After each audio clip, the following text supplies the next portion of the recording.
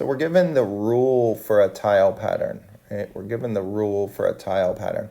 And remember when we used to make tables for tile patterns, right? We had two columns. The first was the figure number, and the second was the number of tiles, right?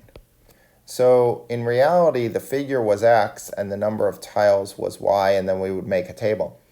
So in this case, if we're given y equals 10x minus 18, the y is the number of tiles, and the x is the figure number, right? Figure number.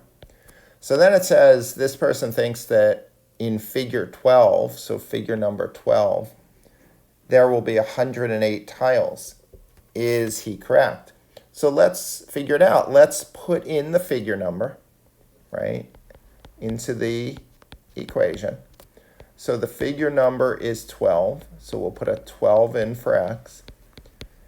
And we get y equals 120 minus 18. So y equals 102. So that means there's 102 tiles in figure 12.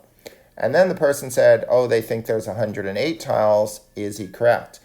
No, he is not correct. Right?